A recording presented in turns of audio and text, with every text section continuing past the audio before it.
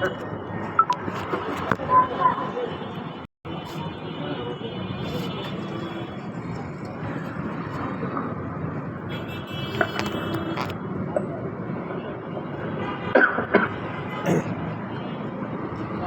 بالله من الشيطان الرجيم بسم الله الرحمن الرحيم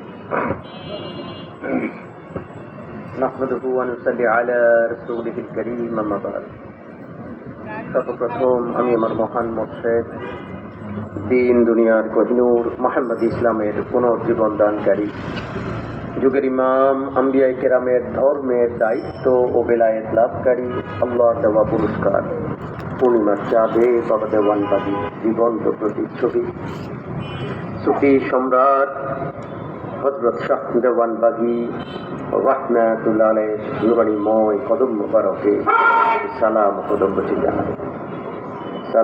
কদম বচি জানাই কুতুবুল আত্তাব দুররে মাকনুন খাতুনে জান্নাত হযরত দয়াল মা রাহমাতুল্লাহ আলাইহা নুরানিময় কদম মোবারকে উপস্থিত বাবে রহমত দেওয়ানবাগ শরীফে আগত আশিকে রসুল ভাই ও বোনেরা,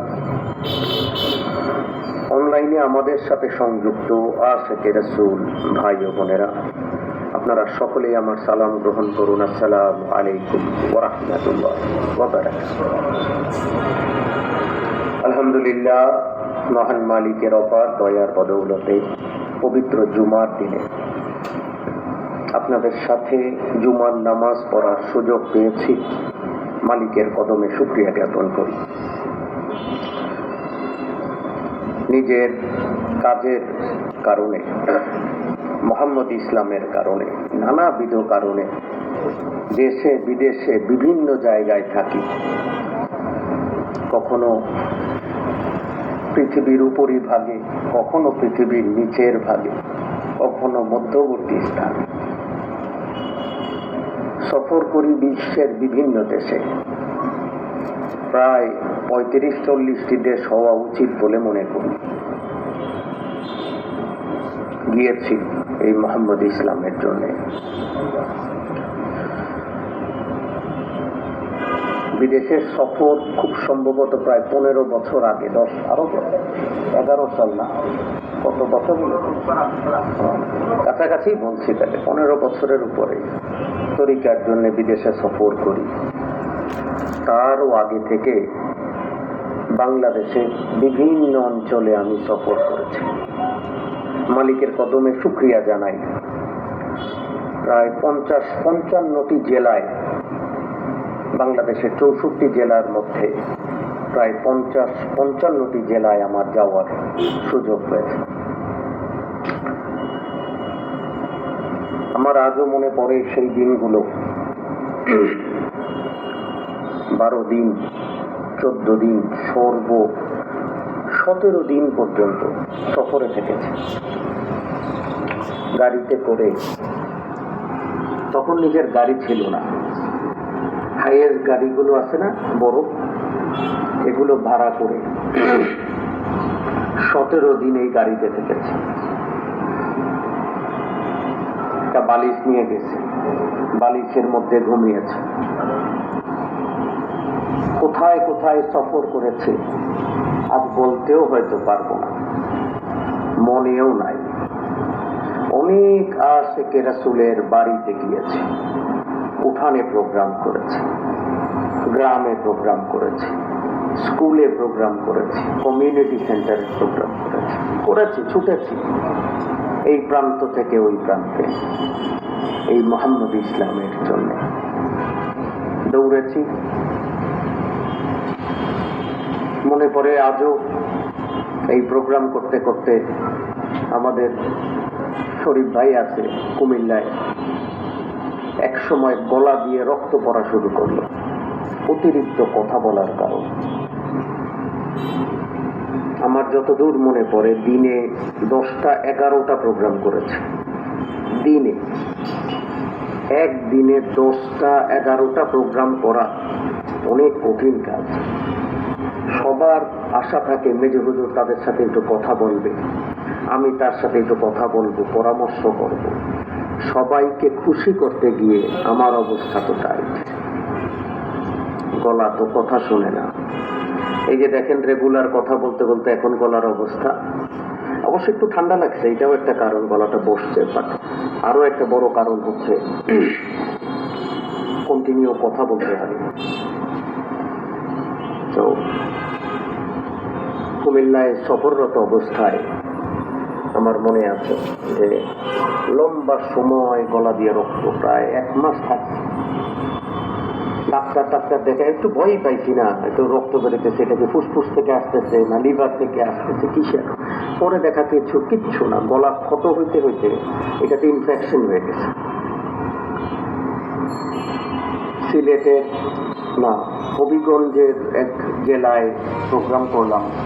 হবিগঞ্জ জেলার কোন জায়গাটা, লাখাই টাকাই কোথাও মনে হয়,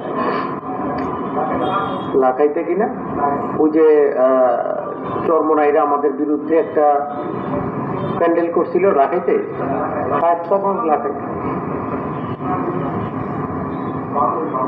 আমার মনে নাই এখন, নাম তো বলতে পারবো না, ভুলে গেছি। ওইদিকে কোথাও, এরা ওই অঞ্চলের মানুষ তো এরা জানে। আমাদের প্রোগ্রাম 15 দিন 20 দিন আগে আমরা অনুমতি নিয়েছি, আমরা প্যান্ডেল করছি, স্টেজ করছি, বড় স্টেজ। আমি প্রোগ্রামে যাব, হঠাৎ করে আগের দিন কিছু দুষ্কৃতিকারী হুজুরেরা 4টা মাইক বেঁধে, হ্যাঁ, একটা ছোট্টখাট্ট একটা মঞ্চ বানায় আমাদের বিরুদ্ধে পাশাপাশি 2টা প্রোগ্রাম শুরু করছে। আমি এখানে করতেছি পাশে, মানে একেবারে লাগু। মূল কথা হচ্ছে আমাদের প্রোগ্রামটা বানচাল করা। তো আমি যখন হোটেলে, আমাকে আমার নিরাপত্তায় যে সকল আছে, রাসূল ভাইরা ছিলেন, ওরা সবাই বললেন যে আপনি এই অনুষ্ঠানে যাবেন না, এটা গন্ডগোল লাগবে। কারণ পাশাপাশি 2টা মাহফিল হইলে অবশ্যই গন্ডগোল লাগবে। তো ওরা লিটারেলি, আমার যতদূর মনে আছে, মানে মোটামুটি আমার নিরাপত্তার ভাইরা আমাকে হোটেলে অবরুদ্ধ করে রাখছে যেটা আমি না যাই। আমি তো একটু পাগল ছিলাম, আমি বলছি আমি তো যাব, মরণ হইলে হবে, আর যাই, আগে দেখি কোন পর্যন্ত মালিক দয়া করে রাখছে।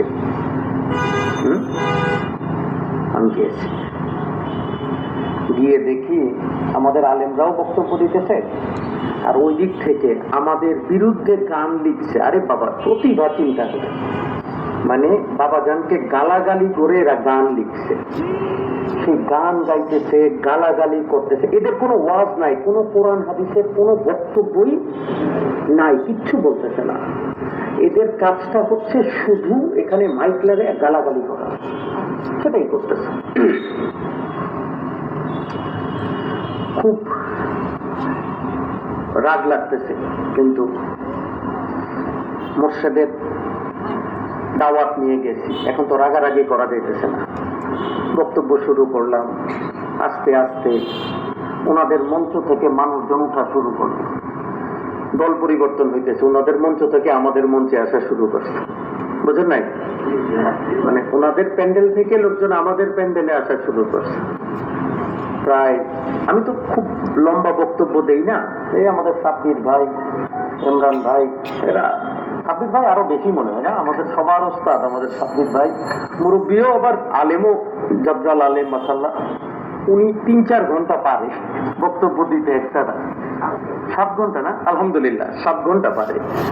আমার 30 মিনিট গেলেই মোটামুটি ব্যাটারি শেষ, মানে ব্যাটারির রেড লাইট জ্বলে উঠে। তো তারপরও সেদিন রাতটা করে 1 ঘন্টা বক্তব্য দিলাম। আজকে তো মাঝারি ভাই দিলে একটা ফতোয়ায়, মাঝারি বলে ফেলাইল, ফাইনালি দিল একটা ফতোয়া। আমি অবশ্য ফতোয়াটা তো, আমি তো আর আলেম না, আমার কি এক ফতোয়ার সাথে, কিন্তু ওই দিন একটা ফতোয়া আমি দিছিলাম। ওই দিন আমি নর্মালি এগুলো করি না, আমি বুঝি তো না, আমি তো গোলাম মানুষ, আমি তো দাস, আমি তো মালিকের দাস, আমি তো গোলামি করি, আমি এগুলো করি না। ওই দিন রাগে, মানে আমি নিজেকে নিয়ন্ত্রণ করতে পারি নাই, বক্তব্যে উঠে বললাম। আলোচনা করতে করতে করতে করতে মালিক দয়া করলেন, একটা হালত হইল, মঞ্চে প্যান্ডেলে মানুষ কান্না শুরু করলো, একটা হালত তৈরি হইল। ওই সময় বলতে লাগলাম, যারা পিতা যদি না পুত্র যদি পিতাকে অস্বীকার করে যে এটা আমার বাপ না বা আমার বাপ নাই, তাহলে তাকে বলে জারজ সন্তান। যেই পুত্র তার বাপকে অস্বীকার করে, বলে যে আমার বাপ নাই, সেই পুত্র হইল জারজ সন্তান। আর যেই মুসলমান আল্লাহর ওলিকে অস্বীকার করে তাকে বলে জারজ মুসলমান। মানে এইভাবে করে এত শক্ত ভাষায় মানে বিরোধীদের সামনে বসে শক্ত আলোচনা করলাম এবং প্রায় 1000 খানিক লোক ওইখানে তরিকা দিলাম। প্রথমে গালাগালি, তারপরে গান, তারপরে আস্তে আস্তে মাইকটা বন্ধ হয়ে গেল। বুঝেন নাই? এই যুদ্ধ কত কিছু যে করছি জীবনে। মালিক দয়া করে আমার মতো হতভাগা গোলামকে দিয়ে কত জায়গায় নিচ্ছেন, কত কিছু করাইছেন। এই যে হাই ভাইদের বাড়িতে প্রোগ্রাম করতে গেলাম, হাই ভাই মনে আছে? রাস্তার মধ্যে 2টা গুলি করছে, সিএনজি থেকে নাই না ঠাস ঠাস 2টা গুলি করছে। আমাদের গায়ে না, ভয় দেখাইছে যদি প্রোগ্রামটা বন্ধ করে দেয়। ওনার বাড়ি 14 গ্রামে গিয়ে এই বিপদে, ওনার ইয়ার মধ্যেই মানে উঠানে না আপনাদের উঠানের মধ্যে কিরকম আপ্যায়ন, ফুলের মালা দেখছেন তো, ঠুস ঠুস 2টা গুলি করছে। আমরা কি থেমে গেছি? ওই প্রোগ্রামও পরিপূর্ণভাবে শেষ করে আসছি। কি হাই ভাই আসি না? আসছে। আমাকে হত্যার বারংবার চেষ্টা করা হয়েছে, এখনো করা হয়, কিন্তু মালিক দয়া করে এখনো ভালো রাখছেন, ভালো রাখতেছেন। আমাকে 2বার গুলি করা হয়েছে এবং মালিক দয়া করে আমাকে এই পর্যন্ত রক্ষা করে আনছে। আমাকে বিদেশে অ্যারেস্ট করানো হয়েছে, আমাকে অত্যাচার করা হয়েছে, পুলিশের কি বলে ছেলে আমাকে রেখে মারধর করা হয়েছে। তবুও আমি মোহাম্মদ ইসলাম ছাড়ি নাই, তবুও আমি মোহাম্মদ ইসলাম থেকে দূরে সরি নাই। এবং আমি কোনো অপরাধী ছিলাম না। এই মোহাম্মদ ইসলাম করতে গিয়েই এই সব জ্বালা, সব যন্ত্রণা আমাকে সহ্য করতে হয়েছে। আমার নামে কোনো ক্রিমিনাল মামলা নাই বা এখন পর্যন্ত নাই, জানি না আগামী থেকে কয়টা লাগায়। শুধু এই তরিকা করার কারণে। জার্নিটা একদিনের না। আজকে আপনারা যারা পুরাতন ভাইরা আমার সাথে কাজ করেছেন তারা জানেন আমার জার্নিটা কেমন। যারা আমার সাথে সফরে ছিলেন, এখানে অনেক মানুষ, জাহিদ ভাই আছে, ইমরান ভাইও কিছু জায়গায় সফর, সাব্বির ভাই সফর সঙ্গী হয়েছে, মান্নান ভাই সফর সঙ্গী হয়েছে, শরীয়তপুরের সফর সঙ্গী, আমাদের অনেক ভাইরা আছেন আমার সাথে বিভিন্ন সফরে সফর সঙ্গী। ওই যে ওই ভাইরা আছেন, অনেক ভাই সফর সঙ্গী হয়েছেন আমার সাথে। আগে মানুষ একটু মানে আমার মতো আরো কিছু পাগল আছে, আমি কোনো দিকে সফরে রওনা করলে এরাও আল্লাহর রাস্তায় চাকরি বাকরি ছাইরা সফরে আমার সাথে রওনা করছে। এই যে একজন আছে আইব ভাই, এই ব্যবসা বাণিজ্যর কোনো খবর নেই, এইটুকু একটা ব্যাগ থাকতো সাথে, 2টা কাপড়, 2টা প্যান্ট না, আর এটা নিয়ে রওনা। ওনার এটা রেডি থাকতো। ওনাকে যদি বলছি আমি কালকে যাইতেছি বা আজকে রাতে যাইতেছি, আমি আসতেছি, কোথায় চাকরি, কোথায় ব্যবসা, কোথায় বাণিজ্য, তখন তোমার আরো অনেক ভালো অবস্থা, ভালো অনেক বড় ব্যবসায়ী, কাপড়ের ব্যবসায়ী, কিসের কি রওনা দিয়েছে। খানার খবর নাই, চলার খবর নাই, কারণ আমাদের তো স্টেশন নাই, যাযাবরের জীবন না। আমাদের এই পিয়ার মোহাম্মদ ভাইরা যখন ঘুরবেন, আপনাদের তো আবার মানে সুযোগ আছে না আপনাদের, যে বিভিন্ন জায়গায় আপনাদের ফ্যাসিলিটিস এর ব্যবস্থা আছে। আমরা তো আল্লাহর হস্তে ট্রাকের হোটেল পাইলে ট্রাকের হোটেলে নাকি, কত ট্রাকের হোটেল মানে বুঝেন তো না, ট্রাক ড্রাইভাররা যে হোটেলে খায়, কতই হোটেলে খাচ্ছি, আল্লাহ ছাড়া কেউ বলতে পারবে না। মানে ওই গামলার মধ্যে খানা আর কি, এটার আর কিছু নাই। আল্লাহর হস্তে কত খেয়ে বেড়াইছি, কত জায়গায়, কত দেশের, কত রঙের মশলা আমি খাইছি, আল্লাহ ছাড়া কেউ বলতে পারবে না। মালিক দয়া করে অনেক দূর করাইছেন। হয়তো বয়স কম, কিন্তু এই বয়সে যেই পরিমাণে অভিজ্ঞতা অর্জন হয়েছে, এটা অস্বাভাবিক, অ্যাবসার্ড। কোন মানুষের পক্ষে এত অল্প বয়সে আমার মনে হয় না। আপনি বোঝেন, বাংলাদেশের 55টা জেলায় গেছে, 55টা জেলায়, জেলা শহরে থাকি নাই, গ্রামে গঞ্জে ঘুরে বেড়াইছি, পায়ে হাঁটছি, ইন্ডিয়ার বর্ডারে বর্ডারে খানকা শরীফ করছি, হবিগঞ্জে যখন আমি খানকা করি, কোন একটা খানকা আছে একেবারে ইন্ডিয়ার বর্ডারে, আমি দেখতেছি বিএসএফ অস্ত্র হাতে নিয়ে দাঁড়ায় আছে, আমরা সেখানে স্লোগান দিতেছি, নারে তাকবীর, আল্লাহু আকবার, মোহাম্মদ ইসলামের পতাকা তলে যোগ দিন, দলে দলে খানকা শরীফ উদ্বোধন করতেছি। বুঝেন, বিএসএফ এর অস্ত্রের নিচে বলছে আমরা খানকা শরীফ উদ্বোধন করতেছি, একেবারে ইন্ডিয়ার বর্ডারে। কোথায় কোথায় গেছি, আল্লাহু আকবার, মালিক ভালো জানেন। এই আপনাদের কুমিল্লা সফরেই তো কতগুলো খানকা, শরীফ ভাই, কতগুলো খানকা, একদিকে দেবিদ্বার থেকে সদর থেকে শুরু করে শেষ মাথা পর্যন্ত, কুমিল্লা ঘুরলেই তো পাগল হয়ে যাবো আমরা। মেঘনা থানা, সেই নদী নিয়ে 2 ঘন্টা 1.5 ঘন্টা নদী পার হয়ে গেছি না ভাই, ট্রলারে করে 1.5-2 ঘন্টা নদীতে গিয়ে সেই খানকা শরীফে গেছি। আমাদের এই অ্যাডভোকেট মুক্তা সাহেবের গ্রামেও গেছি। এইখানেও একটা ঘটনা আছে। আমি যখন হ্যাঁ আপনাদের ওই নাম কি ছিল এটা, চরকাঠালিয়া? হ্যাঁ, চরকাঠালিয়াতে আমাদের একটা খানকা শরীফ আছে। এই খানকা শরীফে আমি তখন কুমিল্লা সফর করি। সফরের প্রথম দিন মোটামুটি অনেকগুলো প্রোগ্রাম ছিল, করে এসে আমি একটু বিশ্রাম নিব, রুমে আসছি, ঘুমাই নাই, একটু মানে ঘুম ঘুম ভাব। দেখি একটা বৃদ্ধ লোক, একটা বয়স্ক লোক এরকম করে আমার কাছে কাঁদতেছে, এরকম করে চোখের সামনে কেউ ভাসতেছে। এই গান চিনতে পারলাম না, আমি এইটার খেলাটা বুঝতে পারি না। দ্বিতীয় দিন সকালে ঘুম থেকে উঠলাম, উঠার পরে দেখি ওই বৃদ্ধ লোক এখনো আমার কাছে এমনি করে কাঁদতেছে। আমি হাঁটতেছি, আমার কাছে ওনার চেহারাটা খালি ভাসতেছে চোখের সামনে। কে লোক, কেন কান্না করতেছে বুঝতে পারতেছি না, কথা বলে না, শুধু চোখের পানি ফেলতেছে। মালিকের কাছে সাহায্য চাইলাম, মালিক এটা কি? মানে সফর করলে না তরিকতের হালত হয় অনেক, মানে এশকের এমন একটা হালত তৈরি হয়, আমরা আর আমাদের মধ্যে থাকতে পারি না, এটা একটা অন্যরকম অবস্থা তৈরি হয়। এই লোক কেন এরকম কাঁদতেছে? দ্বিতীয় দিনও আমার এইভাবে কাটলো। সারাদিন এই লোকটাকে আমি দেখি। তখন আমাদের শরীফ ভাই সহ আরো ভাইদের যারা অর্গানাইজার ছিলেন সবাইকে নিয়ে আমি বসলাম যে আসলে এরকম কি কোনো জাকের আছে কিনা, তোমরা কি কোথাও যা মানে আমার প্রোগ্রাম মিস করছো কিনা। ওনারা সবাই সার্চ করতে করতে একটা ধারণা পাইলাম যে মেঘনাতে একটা দূরত্বের কারণে এবং জাকেরদের অর্থনৈতিক অবস্থা খারাপ, ওনারা আমাদেরকে খাওয়াইতে পারবেন না। মানে যেহেতু আমাদের তো আর হোটেলেও ব্যবস্থা নাই, সব জায়গায় তো হোটেলও নাই গ্রামগঞ্জে, তাই না? আমরা কি করতাম, সাপোজ আমরা ইমরান ভাইদের কথার কথা যে ওনাদের এলাকার একটা খানকা শরীফে গেছি না, ওইখানে জাকেররা আমাদের এক বেলা খাওয়াইছেন, মানে আমরা বাড়ি বাড়ি বা খানকায় খানকায় খাইছি আর কি। সব গ্রামে তো আর হোটেল নাই। তো যখন আমাদের অর্গানাইজিং টিম ওনারা ওই খানার ব্যবস্থা করতে বলছেন, ওনারা বলছেন আমরা চর অঞ্চলের মানুষ, আমার সাথে সফর সঙ্গী 1-150 লোক, ওনাদের খাওয়াইতে অনেক কঠিন হয়ে যাবে। অর্গানাইজাররা কি করছেন, আমাকে না জানাই প্রোগ্রামটা ক্যান্সেল করছেন, কারণ 2 ঘন্টা ট্রলারে যাইতে হবে। তারপরে যদি লোকগুলি না খায়, একটা বেলা খাইতে না পারে, তাহলে লোকগুলির বিপদ হবে না?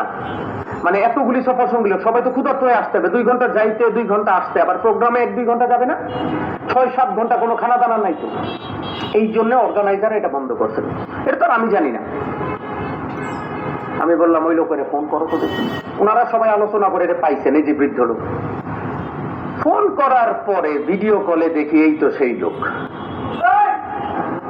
আমার কাছে কাঁদতেছে। আমি বললাম এই নিয়ে আমারে আপনি নিলেন না কেন? কাঁদতেছে, সেই একই রকম কান্না, একই স্টাইল। উনি তখন আমারে বললেন আমাদের তো সামর্থ্য নাই। আমি চাই দিয়ে আমার চা খাওয়াইতে পারবেন? কয় পারবো, আমি আসি। আমরা এইখান থেকে 3-4টা ট্রলারে করে ওইখানে গিয়ে 1 কাপ চা খাইছি বসে এবং প্রোগ্রাম করছি, তারপরে আসছি। এই যে মালিকের দয়া, একটা লোক তার মনের মধ্যে আকাঙ্ক্ষা যে মেজো হুজুর আমার জেলায় আসছে, অথচ আমার সামর্থ্যের কারণে আমরা ওনাকে আপ্যায়ন করতে পারছি না। আমি ওই সফরে থাকাকালীন আমার দ্বারা অনেক বড় একটা ভুল হয়ে যাইতো, একটা জাকের ভাই মনের বাসনা আমি পূরণ করি নাই। আল্লাহ দয়া করে তার চেহারা আমার সামনে এনে দিয়েছে, তাকে দেখাইছে, এবং আমি তাকে খুঁজে বের করে তার কাছে গেছি। আল্লাহ আমাকে একটা বিপদ থেকে রক্ষা করছে, একটা ভুল থেকে মালিক দয়া করে আমাকে রক্ষা করছে। এরকম পদে পদে যত বিপদে পড়ছি, যত মুসিবতে পড়ছি, উত্তরে মুসিবত হইলে মালিক আমাকে দক্ষিণের দরজা খুলে দিয়েছেন, দক্ষিণের মুসিবত হলে আমাকে পূর্বের দরজা খুলে দিয়েছেন, পূর্বের মুসিবত হলে পশ্চিমের দরজা খুলে দিয়েছেন। তিনি কোনো না কোনো ভাবে আমাকে এই পর্যন্ত, আজকে আপনাদের কাছে যে আছি, এই পর্যন্ত তিনি আসার সুযোগ দিয়েছেন। কত বাধা বিপত্তি মুসিবত আমাদের উপর দিয়ে গেছে। আমি একা না, এই টোটাল কৃতজ্ঞ আমার একার না, আমার কর্মী ভাইরা আছে আমার সাথে, ছায়ার মতো আমার পাশে ছিল। তারা নিজেরা ঢাল হয়ে আমাকে রক্ষা করেছে। সবাই মিলে আমরা আজকে এই পর্যন্ত এসেছি। এটা একদিনের না, এক সময়ের না, এক বেলার না, এক বছরের না, যুগের পরে যুগ। আমরা এখানে অনেক আশিকে রাসূল আছে যাদের সাথে 2 যুগের সম্পর্ক। আমার 2 যুগ নিজের বউয়ের সাথে সম্পর্ক ঠিক থাকে না, কি বলেন? আমার সাথে আমার আশিকে রাসূলের 2 যুগের চেয়ে বেশি সম্পর্ক আছে। কি আছে না নাই? 2 যুগ। এই যে আমাদের স্বপন ভাই, রতন ভাই, খোকন ভাই, অপু ভাই, এইদিকে সোহেল ভাই, কিবরিয়া ভাই, এরা তো আমার আত্মীয়। এই যে আরো অনেকে, এই যে জাহাঙ্গীর ভাই জিজ্ঞেস করেন 2 যুগের চেয়ে বেশি সম্পর্ক। কি জাহাঙ্গীর ভাই? 41 বছরের সম্পর্ক ভাঙে নাই। কি ভাই রতন ভাই, ভাঙছে নাকি? ভাই আপনার সম্পর্ক ভাঙছে আমার সাথে? 41 বছর ধরে সম্পর্ক রাখছি। খোরশেদ ভাইয়ের কোলে আমি খেলছি। খোরশেদ ভাই খেলছি না? আপনি আমার কোলে নিয়ে ঘুরছেন না? সেই খোরশেদ ভাই এখনো দেখেন আমাদের একই রকম প্রেম আছে না নাই? খোরশেদ ভাই মহব্বত আছে না নাই? জন্মের পরে যাদের কোলে খেলছি এখনো একই রকম মহব্বত। ওই যে পিছনে আনিস ভাই আছে, একই রকম মহব্বত আছে। ওই যে আমিন ভাইরা আমাদের পুরাতন আশিক রাসূল, এই যে এখানে আনিস ভাই দেখি নেই তো চোখের সামনে, এই যে আনিস ভাই জিজ্ঞেস করে দেখেন, এই যে হাই ভাই, ওনারা সব পুরাতন। মান্নান ভাই, চঞ্চল ভাই, জিয়াউল ভাই আমি দেখি নাই, জিয়াউল ভাই জিজ্ঞেস করে দেখেন না। 2 যুগ, 3 যুগ, 4 যুগ হয়ে যেতেছে সম্পর্ক, এখনো সেই ইশক মুহাব্বত একই রকম আছে। কি জিয়াউল ভাই আছে না? আপনার স্ত্রীর সাথে, আপনার সন্তানের সাথে এতদিন ভালো সম্পর্ক থাকবে না, আমার সাথে আপনার যতদিন মুহাব্বত আছে। কি বলেন, সত্য না মিথ্যা? হ্যাঁ, এর চেয়ে বড় আল্লাহর ওলির, এর চেয়ে বড় ওলি আল্লাহর মুহাব্বতের উদাহরণ কি হতে পারে বলেন? কি এর চেয়ে বড় কি উদাহরণ হতে পারে? চঞ্চল ভাই চন্দ্রপুরীর কাছে গেছেন, দেওয়ানবাগির কাছে আসছেন, এখন আমার কাছে আসেন। দেখেন আমার নানা থেকে শুরু করছেন, সেই ম্যাচ আমাদের রতন ভাই, জিয়াউল ভাই, মান্নান ভাই অনেক আছে, আমার নানা থেকেই তরিকাতে সামিল আছেন, এবং আজও আমরা একসাথে কাঁধে কাঁধ মিলিয়ে এই মোহাম্মদ ইসলামকে আগায় নিয়ে যেতেছি। কত যুগের পরের যুগের ভালোবাসা দেখছেন। তারে গিয়ে জিজ্ঞেস করে দেখেন আপনি কি পাইছেন? কয় টাকা দেওয়ানবাগি কয় বস্তা দিতে? আরে বস্তা তো আমি দিচ্ছি, আমারে তো দেয় নাই। টাকার সম্পর্কে এতদিন থাকে, স্বার্থের সম্পর্ক এতদিন থাকে, দুনিয়াবি স্বার্থের মুহাব্বত এতদিন থাকবে? থাকবে না। যদি অন্তরের প্রেম তৈরি না হয়, সারা জীবন চলে যাবে, আপনি সম্পর্ক টিকায় রাখতে পারবেন না। আপনি দেখেন আল্লাহর ওলিগণের ইতিহাস পর্যালোচনা করেন, জাহাঙ্গীর ভাই বাবাজানের কদমে তার সারাটা জীবন দিছে।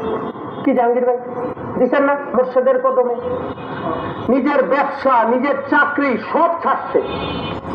সেই ম্যাচ চঞ্চল ভাইয়ের ইন্ডাস্ট্রি ছিল জানেন, বাংলাদেশের প্রথম সময়কার ধনীদের মধ্যে উনি একজন। যখন স্বাধীন বাংলাদেশের ফ্যাক্টরি ছিল, ইন্ডাস্ট্রি ছিল সেই নারায়ণগঞ্জে,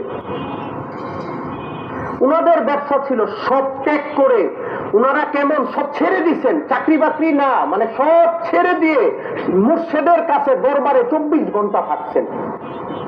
মানে 24 ঘন্টা সব চাকরি ছেড়ে দিয়ে, আমি এমন একজনকে ভালোবাসি, তার না দেখলে আমার আর ভালো লাগে না, থেকে গেছে। এই যে হাই ভাই বা ওনাদের ভাইরা, যেই হোক, আজকে শত্রু মিত্র নিয়ে বলতে চাই না, বাট জিজ্ঞেস করে দেখেন দেওয়ানবাগি যেখানে গেছে সেখানে গিয়ে বাসা ভাড়া ঘুরে থাকছে না। কি সত্য না মিথ্যা? শুধু উনারা না, বহু আশেকে রাসূল আছে। এই আনিস ভাই বাবা দেওয়ান বাকি যেখানে বাসা যায় সেখানে পিছন পিছন, মানে যাতে দরবারে আসতে পারি, একটু থাকতে পারি, একটু প্রতিদিন মুর্শিদকে দেখতে পারি। ওই যে আমার পিছনে সালাউদ্দিন আছে, জিজ্ঞেস করে দেখেন, সৌদি আরবে ও চাকরি করছে, আমার সাথে ও জেল খাচ্ছে, ওকে আমি আবার বাংলাদেশে নিয়ে আসছি, না আমার সাথে বাকি জীবন তোমার থাকতে হবে, শুধু গিরি নেই, এখন আমার সাথে কাজ করে। বলেন না, মহাব্বত ছাড়া কি আছে আমাদের? এই মহাব্বতের শক্তির চেয়ে জগতে কিসের বড় শক্তি আছে বলেন? কিসের বড় শক্তি আছে? আপনি গ্যারান্টি দিতে পারবেন না আপনি 10 বছর আপনার স্ত্রীর সাথে থাকতে পারবেন কিনা, কিন্তু আমার আশেকে রাসূল গ্যারান্টি দিয়ে বলতে পারে আজীবন আপনার সাথে আছি। কি বলেন, সত্য না মিথ্যা? সত্য না মিথ্যা? সত্য না মিথ্যা? হাত নামান। এইটা হচ্ছে আল্লাহর ওলির প্রেম। এই প্রেমের কারণেই বর্বর আরব জাতি রাসূলকে ভালোবেসে, যারা রাসূলকে হত্যা করতে আসছিলেন, তারাই আবার এই নবী মুহাম্মদ মুস্তাফা আহমদ মুস্তাফা সাল্লাল্লাহু আলাইহি ওয়াসাল্লামকে ভালোবেসে তার জন্য নিজের জীবন দিয়ে ফেলছেন। আরে তাকে মারতে আইসা তাকে ভালোবেসে তার জন্য জীবন দিয়ে ফেলতেছেন। দেখেন প্রেম কি জিনিস, কি সত্য না মিথ্যা? মহব্বত কি জিনিস, সত্য না মিথ্যা? আজকে আমাদের ইমরান ভাইও আলোচনা করছেন, সাব্বির ভাইও আলহামদুলিল্লাহ বড় ইতিহাস বলছেন। আমি দুঃখিত, আজকে গরমে কষ্ট হয়েছে। ইমরান ভাই ছবি পাঠাইছে, আগামী সপ্তাহে ফ্যান থাকবে ইনশাআল্লাহ। আমার বলছি, ওরা বুঝতে ভুলে গেছে, আগামী সপ্তাহে থাকবে। তো এই যে রাসূলের সাহাবীগণ ওনারা আজকে আলোচনা করছেন, রাসূলকে ভালোবাসার এই প্রেমের কারণেই তারা এত উৎসর্গ করতে পারছেন তাদের জীবনকে। আজকে মোহাম্মদ ইসলাম বা ইসলামটা প্রাতিষ্ঠানিক ভাবে তৈরি হয়ে গেছে, মানে প্রতিষ্ঠান ইসলাম শিক্ষা দেয়। আগে ইসলাম শিক্ষা দিত আল্লাহর ওলিগণ, আর এখন ইসলাম শিক্ষা দেয় কে? প্রতিষ্ঠান। কি বলেন, সত্য না মিথ্যা? হ্যাঁ, এখন মাদ্রাসায় শিক্ষা দেওয়া হয় বা বিভিন্ন ইনস্টিটিউশনে শিক্ষা দেওয়া হয় ইসলাম। আর আগে ইসলাম কিভাবে শিক্ষা দিছে? আল্লাহর ওলি আল্লাহগণ কাছে রেখে, কাছে ডেকে চরিত্রবান বানানোর মাধ্যমে। প্রতিষ্ঠানিক শিক্ষায় আপনি জ্ঞান অর্জন করতে পারবেন, আলহামদুলিল্লাহ, এটা খারাপ না। আমি প্রতিষ্ঠানকে অপমান অপদস্থ করার উদ্দেশ্য না, কিন্তু প্রতিষ্ঠানের শিক্ষায় তো আপনার প্রেম তৈরি হবে না। বলেন না, কারো কোন ব্যক্তিকে বইয়ের সাথে প্রেম হয়েছে নাকি? কারো কিতাবের সাথে প্রেম হয় না ব্যক্তির সাথে প্রেম হয়? কিতাব আপনাকে জ্ঞানী বানাইতে পারে, আর আল্লাহর ওলিগণ আপনাকে চরিত্রবান বানাইতে পারে। একজন জ্ঞানী ব্যক্তি বাংলাদেশের সর্বোচ্চ পিএইচডির পরে তার ডিগ্রি হয় না, মনে করেন যিনি পিএইচডি করলেন তিনি একজন চরিত্রবান হবেন, তার কি কোনো গ্যারান্টি আছে? কি আছে? কোরআনের একজন হাফেজ, তিনি পুরো কোরআন শরীফ মুখস্থ করে তার সিনায় নিছেন, এর অর্থ কি তিনি চরিত্রবান হবেন এমন কোনো গ্যারান্টি আছে? বাংলাদেশের সবচেয়ে বড় প্রফেসর, বাংলাদেশের সর্বোচ্চ ক্ষমতা কাদের? প্রাইম মিনিস্টার না, রাষ্ট্রপতি? আচ্ছা, রাষ্ট্রপতি, প্রাইম মিনিস্টার, ওনারা অনেক বড় ক্ষমতার অধিকারী হতে পারেন, কিন্তু ওনাদের চরিত্র সঠিক নাও হতে পারে। কি বলেন, সত্য না মিথ্যা? সত্য না মিথ্যা? দুনিয়ার কোন জ্ঞান আপনাকে চরিত্রবান বানাতে পারে না। পারে?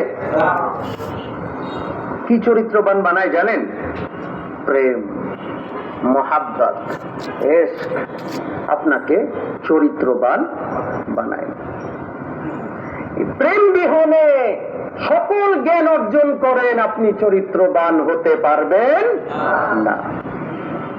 প্রেম করেন, আপনার জ্ঞান নাও থাকতে পারে।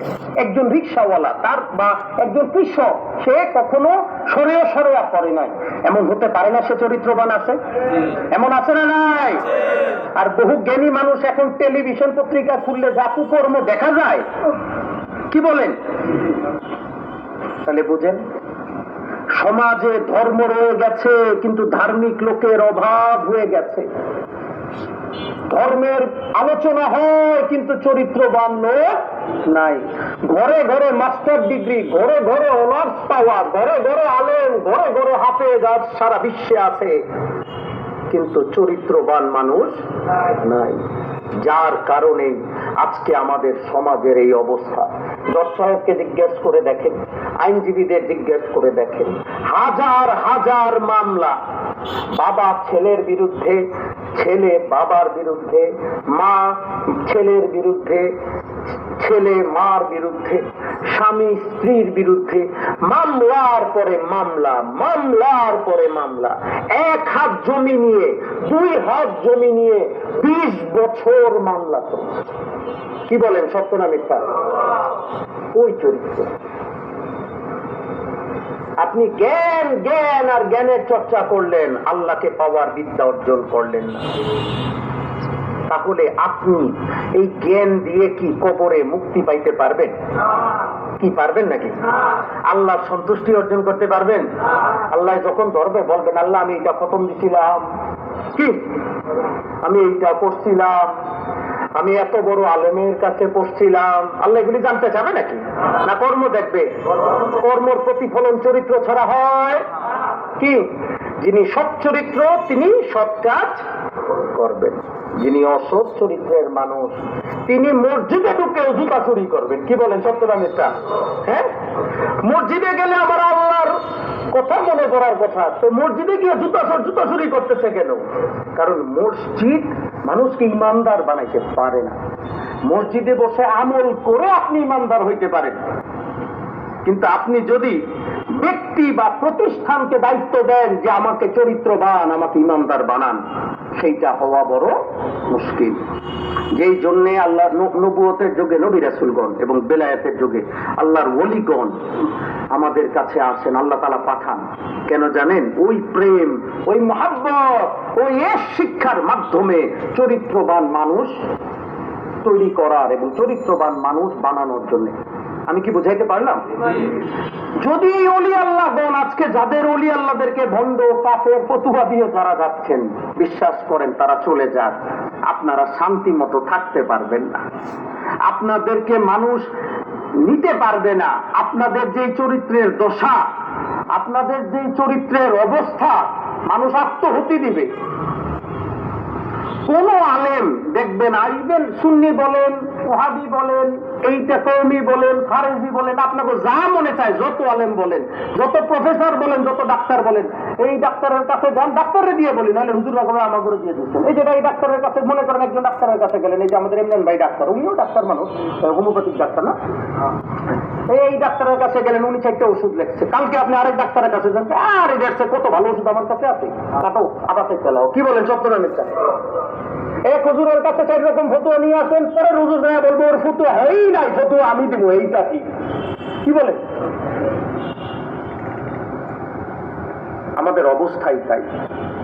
আল্লাহর সাথে যোগাযোগ নাই, নিজের ব্রেইনকে কাজে লাগাইয়া খালি যুক্তি তর্ক দিয়া মালিক রে পাইতে চাইতেছি। যুক্তি তর্ক দিয়ে আল্লাহকে পাওয়া যায়? পাওয়া যাবে? এই আল্লাহকে যুক্তি তর্ক দিয়া 20 বছর চেষ্টা করেন, পাইলেন না, অথচ অন্তরের মধ্যে বসে কিছুদিন ডাকেন না, দেখবেন মালিক আপনার অন্তর থেকে কথা বলতেছে, আপনার সাথে যোগাযোগ করতেছে। সেই জন্যে আমাদের প্রত্যেকটি আশিকে রাসূলের দায়িত্ব হচ্ছে চরিত্রবান হওয়া, নিজেকে আলোকিত করা, নিজেকে তরিকার শিক্ষায় শিক্ষিত করা, নিজেদের মাঝে মালিকের মহব্বত তৈরি করা, এশক তৈরি করা এবং সেই অনুযায়ী কার্যক্রম করা।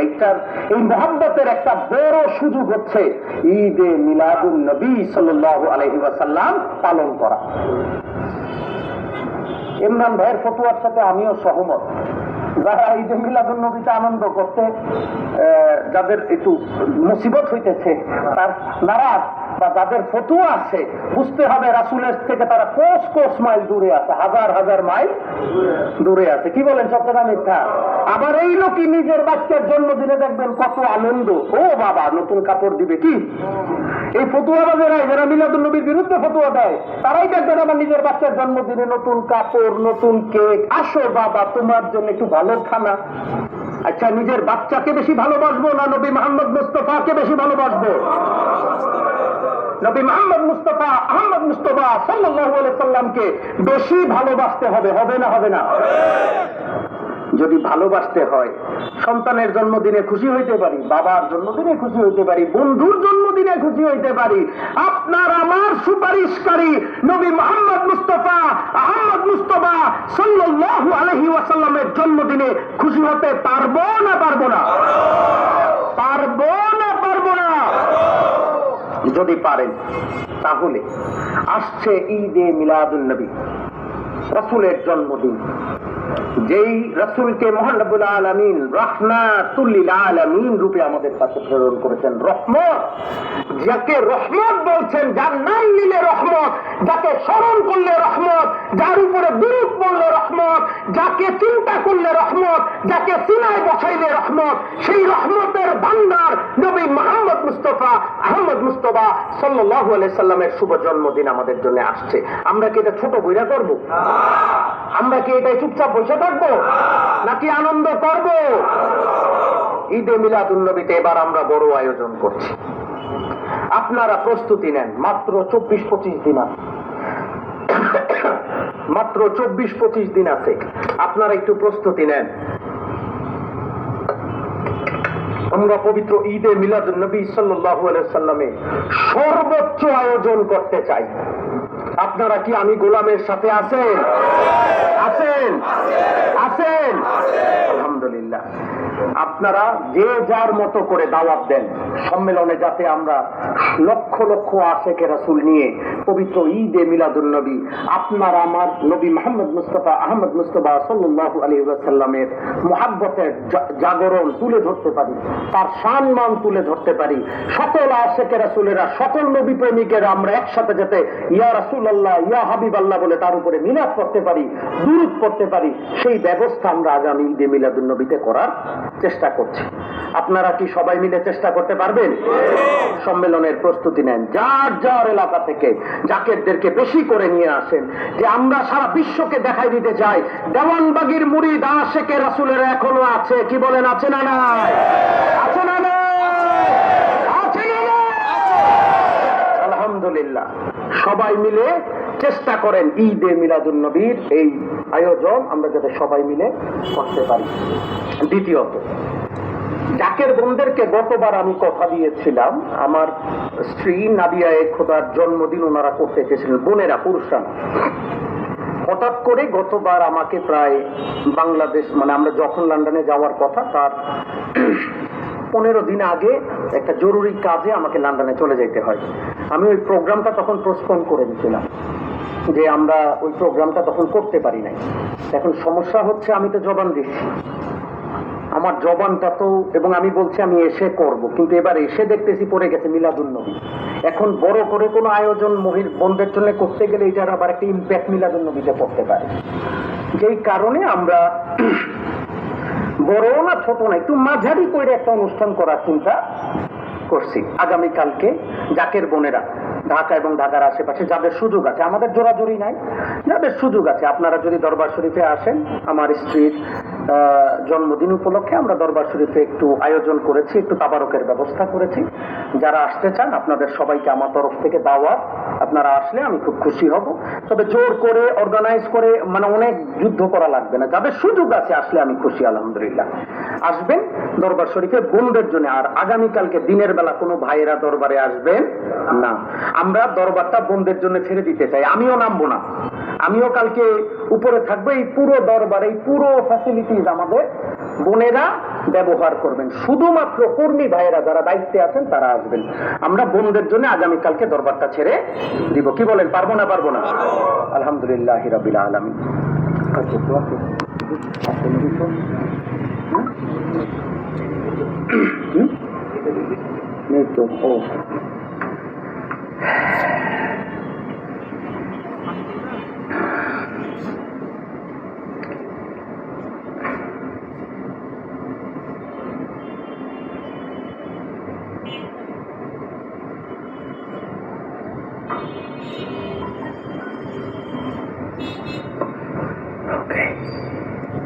এই সপ্তাহে আমাদের 9 জন আশিকে রাসূলের নাম এসেছে, যারা মহান মালিকের ডাকে সাড়া দিয়ে দুনিয়ার মায়া